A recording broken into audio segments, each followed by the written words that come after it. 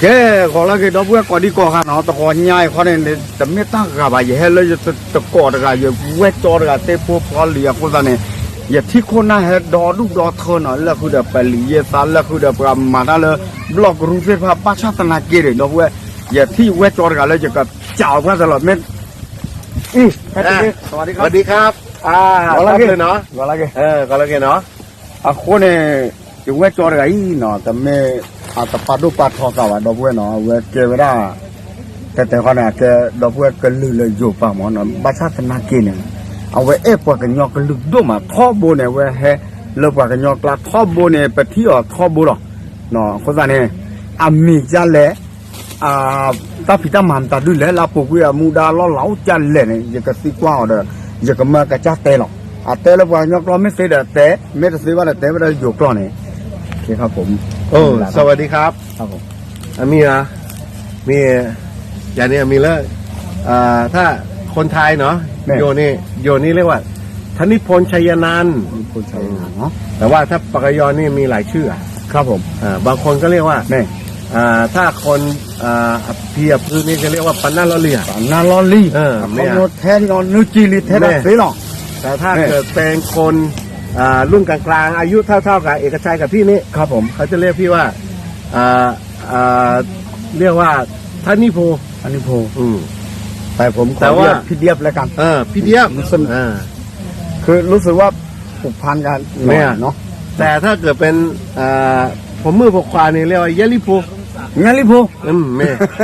แต่มาตลอดเราเว้ยเนาะพี่เลยมีหลายชื่อมากเลยเป็นอดีตสสของจังหวัดตากเนี่ยเอาไปเก็บไว้ได้บล็อกเอาไว้ได้บล็อกรู้โคตรกันแล้วก็จะเตะปุ่มมาเลยบล็อกรู้ผัดโดเรียกว่าสสลอรี่เนาะวันนี้แกบล็อกรู้ลอรี่จังอะแม่ปัจจุบันนี่เป็นมากี่สมัยโอ้เป็นมา4ละลุยบลอนเนาะลุยบลอนแต่บลอนเนี่ยลุยนี่ดอกเว้นน่ะดวงกี่ว่าเนาะแม่เป็นมา4ครั้งละครับผมแล้วก็ครั้งหน้านี่ก็ถ้าสอบได้ก็ได้ครั้งที่5ถ้าสอบไม่ได้ก็ยังเป็น4ครั้งอยู่เหมือนเดิมโอเคดอกเว้นแต่ว่าได้ดีหมอตัดดอกเสร็จไม่พูดตัวใหญ่เนี่ยตาเก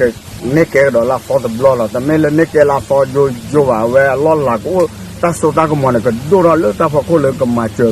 ผู้เวสเนาะแต่ไม่แต่เลยอยู่เนี่ยแต่เมื่อวานแต่ที่บ้านว่าชาตินาเจเนี่ยเนาะอยู่ว่าจอ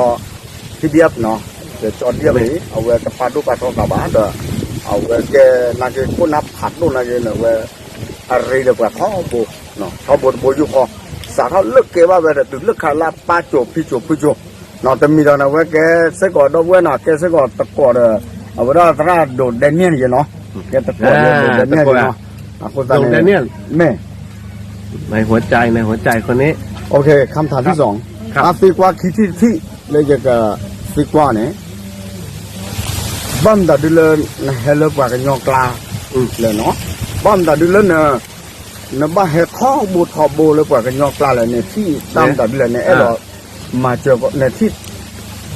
ประเด็นในใต้ตากุยหมอนในรอบพาราเนี่ยครับโอ้เลยในสาบุดีเลยก็ประโยชน์ได้เนาะครับก็ที่พี่เดียนี่อยากเข้ามาทำงานการเมืองเนาะครับผมเพราะว่าพี่เดียเนี่ยเห็นอปาเนาะอปาอพือเนี่ยอพือนี่คือเอาไว้เล่นในเทียมชัยนันท์เอาไว้เล่นสสลอรี่7 สมัยของจังหวัดตากเนาะแกว่าไปอพือเนี่ยนุยบลอเนาะแล้วก็ปานี่เอาไว้เล่นเทอะโพเนาะเทอะโพชัยนันท์เนี่ยก็เป็นสสนี่14 สมัยป้าชิลุยบลอแม่ลุยนี่ชิลุยบลอเนี่ยต้องเว้นเนาะทีนี้2 คนนี้เนี่ยเขาอยู่กับคนปากยอมานานแล้วก็อยู่กับพวกเราเนี่ยมาตลอดไปกินไปนอนเมื่อก่อนไม่มีถนนขี่ม้าพือนี่ขี่ม้าในเทอร์โพนี่ขี่รถแล้วก็บางทีก็เดินเนาะทีนี้พอไปเนี่ยไปเจอปู่ย่าตายายที่พวกเราเนี่ยแหละที่เป็นคนกะเหรี่ยงด้วยกันเนี่ยเขาก็คบกันรักกันแล้วก็เป็นตะโกกันเนาะเป็นเพื่อนกันทีนี้ถึงยุคท่านพอมาถึงยุคผมเนี่ยเราก็คิดว่าพอถึงเราเนี่ยพ่อก็อยากให้มาช่วยสารต่อตรงนี้เพราะว่าเราคบกันมารักกันมาเนี่ยถ้าเกิดสมมติว่าท่านนิพนธ์ ไปทำงานกรุงเทพ แน่ เนาะมันก็จะขาดไปเลย อือฮึ แล้วจะไม่มีใครเนี่ย แน่ ที่ทำมาทั้งหมดตลอด 78 ปีเนี่ย โอเค มันหายไปเลย อ๋อ เขาก็เลยบอกว่าขอมาช่วยดูแลพี่น้องปรยแทนพ่อหน่อย โอเค แทนปู่หน่อย หยุดหยุด พี่ ก่อน ทีนี้ ครับผม เขาก็เลยบอกว่า มาช่วยดูแทนพ่อแทนปู่ให้หน่อย ครับ เนาะมาเจอเนาะแล้วก็อันนี้ก็ไม่มีใครหรอกลูกหลานของ ครับผม เพื่อนพ่อกับเพื่อนปู่ทั้งนั้น เราก็มาลอง นี่ เอกชัยพี่ก็มาลอง ครับ เราเนี่ยมาเจอครั้งแรกๆเนี่ยก็จะเป็นกลุ่มนี้แหละกลุ่มเอกชัยกลุ่มวัดเจ้าพระเดช ครับ กลุ่มใครต่อใครที่ แม่แม่แม่ ทีนี้พอเจอปุ๊บเนี่ย เราเข้าใจเลยว่าอับปาอับพือเนี่ยทำไมถึงรักคนกะเหรี่ยง แม่ เพราะว่าไปถึงเนี่ยเขาดูแลเราเนาะ แม่ เขาให้กินข้าวกินน้ำอ้อม แม่ ยอดทีเนาะ อ๋อ แล้วก็ดูแลให้เรานอน แม่ แล้วเขาก็ค่อยๆคุยกับเรา เราก็คบกันเนี่ย เป็นตอนนี้20 กว่าปีแล้วพี่กับเอกชัยก็20 ปีละ ครับ พอถึงเวลาเนี่ยมันทิ้งกันไม่ได้ เราก็ ครับ ทีนี้เวลาเราอยู่เนี่ย เรานี่ถือคติว่าถ้ามาอยู่บ้านเขาเนี่ยอย่านิ่งดูดายคำว่าอย่านิ่งดูดายก็คือว่า เราต้องคอยช่วยให้พี่น้องคนปากยอเนี่ยเขาได้มีโอกาส เหมือนที่เรามี แม่ เพราะฉะนั้นเนี่ย เราก็เลยคิดว่า เราเป็นสสอย่างเดียวเนี่ย อือฮึ เขาช่วยเลือกเราไปแล้ว แม่ เราก็ต้องช่วยทำงาน แม่แม่ โอ้ยอากาศเย็นอ่ะ แม่ตั้งไว้ ต้องทำให้คนกะเหรี่ยงเนี่ย เขาได้มีโอกาส แม่ ซึ่งที่ผ่านมาเนี่ยก็ช่วยไปหลายเรื่องมาก แม่แม่ ไม่ว่าจะเป็นเรื่องถนน สารสูบ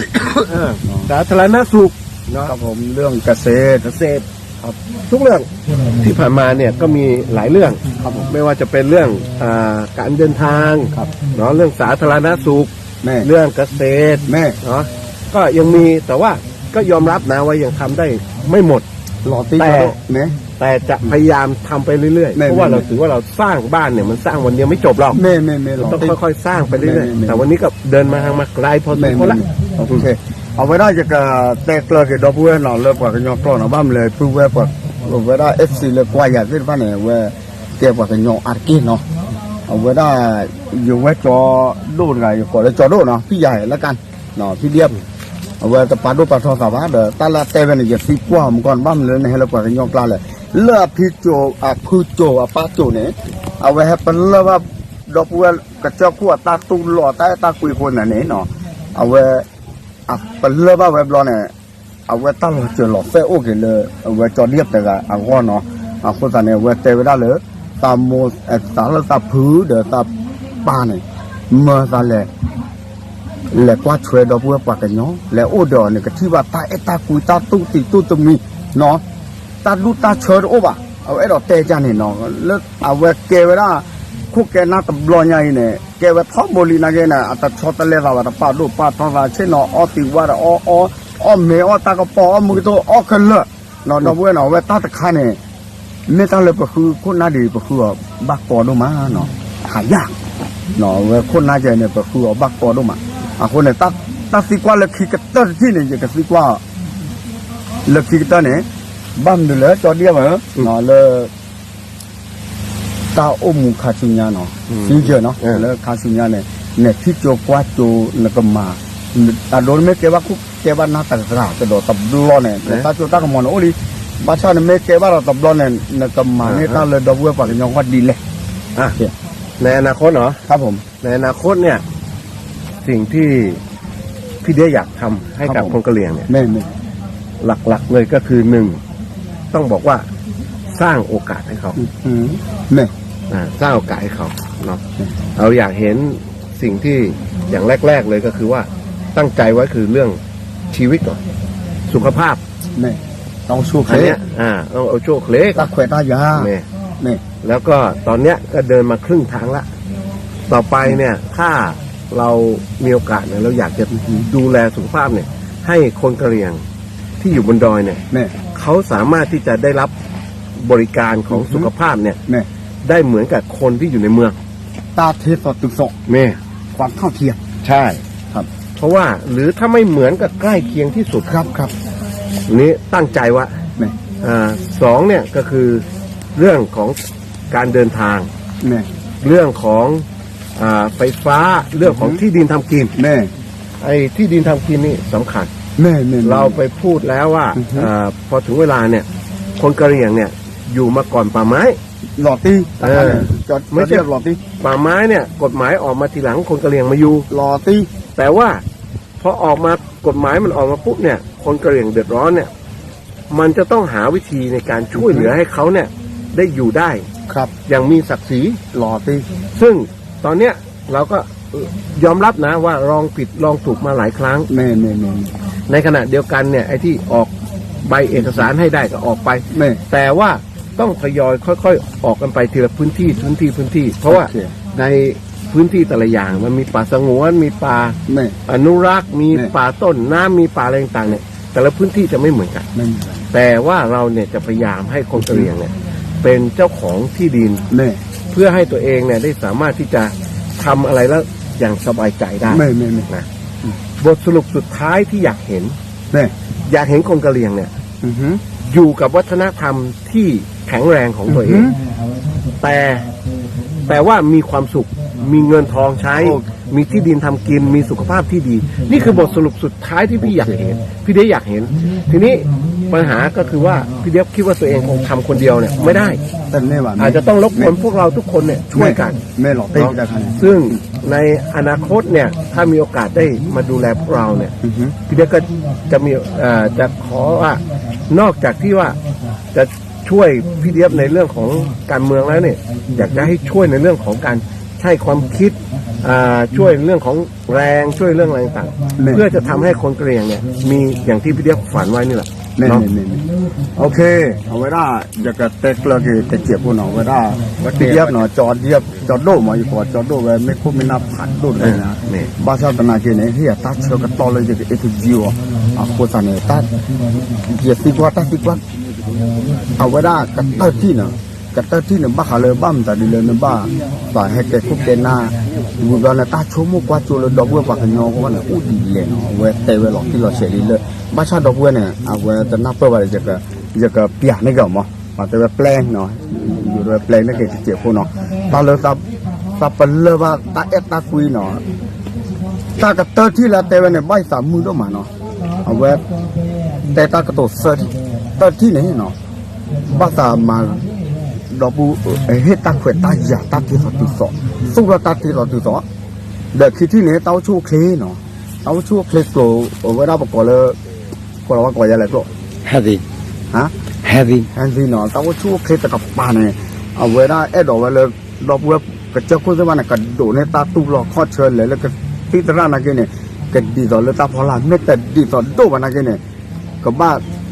ตะเกียบเราสามารถโดนเนี่ยบากวัดเวทโตเดเล่นมันแกว่าย้อนแล้วเจ้าก็บากป้าชินะมาคือเก็บไปให้เราตั้งเราคิดไปวัดเวทไปกี่จันเนี่ยเอาไว้ได้จะจอดเดียบแต่ว่าตาขันเนาะเราเลยตั้งที่สอดอากาศเจ้าที่ไหนดอกมารอดอกบัวเลยเนี่ยลื่นลาสเก็บบอกว่าตาเฉดตาลาที่ว่าเนี่ยหมามาเลยเนาะบ้าชากันนักเนี่ยตัวจีนไม่ตาลาโลดูตาเห็นหนึ่งที่ว่าเนี่ยหมอกันเลยตะเคยเราไว้เด้อเนี่ยแต่ยาเลยเนาะเนี่ยตาฮีกันตาเฉดตาลาสุฟิลากระป๋อเดอวัฒนธรรมเนาะนี่วัฒนธรรมประเพณีเส้นผ้าเนี่ยอากบ้ามาลงมาแต่นี่เนาะไว้ที่เวลาเคยแล้วเนาะโอเคสุดท้ายเนาะกระเตอร์ที่นี่ผมอยากจะถามท่านสสว่าจะฝากอะไรกับเยาวชนรุ่นหลานเนาะมุมมองแนวคิดอะไรเนี่ยซึ่งทุกวันนี้เนี่ยมันมีการออกมาเยอะแยะมากมายปลุกกระแสปลุกระดมแต่ว่าผมอยากให้พี่เดียบลองแจกแจงให้กับเยาวชนรุ่นหลานว่าให้มีแนวคิดยังไงบ้างเนาะดอกเบี้ยจะก็อย่าซีกว่าอย่าหมอกระเตอร์ที่ไหนเลยเนี่ยก็มาลอปอดเพื่อเสือเส้นโซลคิดจูเนี่ยจ้าเลยอย่างไรทีนี้พี่เดียบมองอย่างนี้ว่าอย่างแรกเลยที่อยากจะฝากน้องๆเยาวชนก็คือว่าอยากจะให้พวกเราทุกคนเนี่ยจงภูมิใจในความเป็นปากยอเป็นความเป็นกะเหรี่ยงของพวกเราแต่อย่าลืมว่ากะเหรี่ยงเนี่ยอายุที่ผ่านมาเนี่ยหลายร้อยปีเราผ่านกันมาเรามีสังคมเรามีวัฒนธรรมที่ไม่เหมือนคนข้างล่างไม่เหมือนคนเมืองนะไม่เหมือนคนใต้ไม่เหมือนคนกรุงเทพไม่เหมือนคน ที่อื่นเลยภาคกลาง แม่ เพราะนั้นเนี่ยวันนี้เนี่ยพี่ได้เห็นน้องๆหลายคนเนี่ยอาจจะรู้สึกว่าคนอื่นเขามีดีกว่าเรา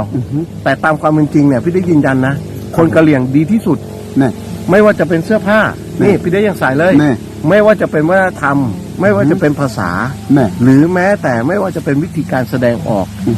เพราะสิ่งต่างๆเหล่านี้เนี่ย คือวัฒนธรรมของเราอันที่หนึ่งก่อนก็คือว่า อยากจะให้น้องๆกะเหรี่ยงเนี่ยอย่าไปคิดว่าที่อื่นเขาดีกับเรา แม่ เราดีกว่าที่อื่น แม่ นะครับสองเราเนี่ยอย่าไปมองว่าจะผิวขาวผิวด แม่ ำถ้าผิวขาวแล้วแปลว่าสวยไม่ใช่ แม่แม่ ผิวดำแปลว่าสวยไม่ใช่ ไม่ใช่ เสน่ห์ก็คือเสน่ห์ แม่ เสน่ห์ไม่เกี่ยวกับผิวเนาะเสน่ห์คืออะไรคือหนึ่งคนกะเหรี่ยงเราเนี่ยเรายิ้มหวานเราพูดเก่งใช่ไหมเรามีจินตนาการเรามีความซื่อสัตย์เรามีความน่ารักเราขี้อายด้วยใช่ไหม หลอดตีตาคันเนี่ยมาจอด สิ่งต่างๆเหล่านี้คือเสน่ห์เสน่ห์ที่พี่เด็กเชื่อว่าเราแค่ดูแลตัวเองธรรมดาเนี่ยก็สามารถที่จะครองใจคนรอบๆตัวได้แล้ว เพราะฉะนั้นเนี่ยอย่าไปคิดว่าเราจะต้องไปทำเหมือนคนอื่นเขาหรืออะไรต่างๆนะครับอันต่อมาเนี่ยคือพี่เด็กอยากจะให้พวกเราเนี่ยช่วยกันเหมือนที่พี่เด็กเคยเห็นที่จังหวัดน่านเด็กๆรุ่นใหม่เนี่ยเขาช่วยกันกลับมาบ้านแล้วมาทำวัฒนธรรมมาทำการเกษตรมาทำการหัตถกรรมมาทำทุกอย่างเพื่อให้การพัฒนาตรงนั้นเนี่ยพื้นที่มันดีขึ้นถ้าน้องๆของพี่เดียบหลายๆคนเนี่ยจะเข้าแต่กรุงเทพจะเข้าแต่กรุงเทพจะเข้ากรุงเทพเพื่อจะให้ไปเป็นคนกะเหรี่ยงในกรุงเทพไปทำไมในเมื่อบ้านเรากลับมาบ้านเราแล้วมาพัฒนาบ้านเราดีกว่านะครับอันนี้พี่เดียบขอร้องพวกเราว่านี่คือสิ่งที่พี่เดียบอยากเห็นแล้วก็ถ้ามีอะไรให้พี่เดียบช่วยบอกกันพี่เดียบเนี่ยอาจจะไม่ได้ช่วยได้ทุกเรื่องแต่ส่วนใหญ่ถ้ามีปัญหาช่วยได้ครับแม่แกดอกเวอร์เนาะไปที่บ้านเลยเนาะแกจอเดียบตะไคร้เนาะแกพวกแกน่าผ่านดูดิว่าจะแต่เอาละบาสุดที่ยาลีเนาะคือที่บ้านแม่หลอดที่หลอดเช็ดเนาะหลอดที่เนี่ยว่าแกตะโกนเวลาสอเจ้าพันเดียดตลาดโดดแดงเนี่ยเนาะเวลาดอตตะโกเราสาดุมาคนนั้นเนี่ยตักเตลตักสิกว่าแล้วก็ตัดที่เนี่ยว่าสิเชยเนี่ยแต่เวลาหมอตัดซาเลยคือตะพันเนี่ยเป็นโลชกมั่วเลยสุดแก่ปากกันย้อนสุดแม่ชกาเราสุดตะกุตะกันบ้านเนี่ยสุดตะกุตะกันเนี่ยขี้ลาเด็กเด็กโดนเนี่ยกันลึกกันเหรอแต่เวลาเนาะคนนั้นเนี่ยขี้มีแต่มีเนี่ยแต่ไม่เลยสุดบ้านเลยโอ้เลยบอกเว้บอกก่อนเลยสุดบ้าน